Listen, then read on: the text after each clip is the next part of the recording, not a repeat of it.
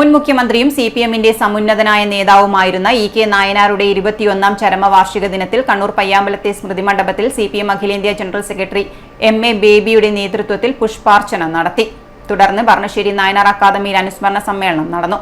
പുഷ്പാർച്ചനയിൽ സംസ്ഥാന secretary M V. Govindan, നേതാക്കളായ M V. Jayarajan, E P. Jayarajan, P K. Sreemathi, K K. Shailaja, K K. Ragesh, P. Jayarajan, എം.എൽ.എമാരായ കെ.വി. സുമേഷ്, എം. വിജിൻ തുടങ്ങിയവരും നായനാരുടെ കുടുംബാംഗങ്ങളും പങ്കെടുത്തു. തുടർന്ന് നായനാർ അക്കാദമിയിൽ നടന്ന അനുസ്മരണ സമ്മേളനം സിപിഎം സംസ്ഥാന സെക്രട്ടറി എം.വി. ഗോവിന്ദൻ ഉദ്ഘാടനം ചെയ്തു. കേരളത്തിന്റെ സമഗ്ര വികസനത്തിന് അടിത്തറ പാകിയ നേതാവായിരുന്നു ഇ.കെ. നായനാരെന്ന് ഗോവിന്ദൻ പറഞ്ഞു. വർത്തമാന കാലഘട്ടം സങ്കീർണമായാണ് മുന്നോട്ടു പോകുന്നത്.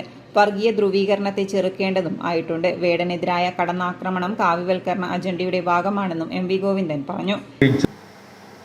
വേടൻ എന്ന് പറയുന്നത് ഒരു പുതിയ ലോകത്തെ ആധുനികമായ ഒരു മ്യൂസിക് സംവിധാനത്തിൻ്റെ കേരളത്തിൻ്റെ പടനായകനായിട്ട് നിൽക്കുകയാണ് ഇപ്പോഴും വേടൻ. റാപ്പ് മ്യൂസിക് നമുക്കൊന്നും അത് അറിയില്ല. അത് അപ്പോൾ RSകാർ പറയുകയാണ്, BJPക്കാർ പറയുകയാണ്, ഇത് ജാതി ഭീകരതയാണ്, ജാതി ഭീകരത.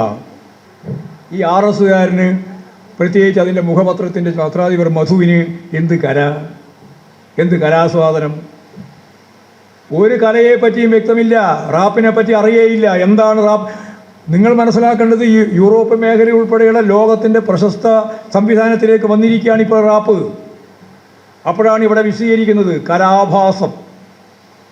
പിന്നെയോ ജാതി അധിക്ഷേപം, സവർണ മേധാവിത്വത്തിൻ്റെ നിലപാടുകളെ ചരിത്ര അപവാദത്തോടുകൂടി വ്യക്തമായിട്ട് ഈ റാപ്പ് മ്യൂസിക്കിൻ്റെ ഭാഗമായി വേടൻ പറയുന്നുണ്ട്, അവതരിപ്പിക്കുന്നുണ്ട്. പക്ഷെ വേടൻ ഒരു കാര്യം ചെയ്തു. വെട്ടാളുണ്ട് വേടൻ്റെ ഒപ്പം. വെട്ടാളും ഒരു റൂമിൽ പോയി.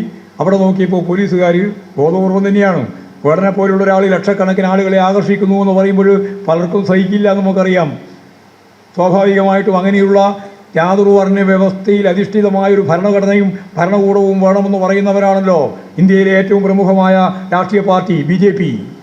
സംസ്ഥാന സെക്രട്ടേറിയറ്റ് അംഗം എം.വി. ജയരാജൻ അധ്യക്ഷത വഹിച്ചു. P K. Sreemathi, K K. Shailaja, K K. Ragesh തുടങ്ങിയവർ സംസാരിച്ചു. City news, Kannur.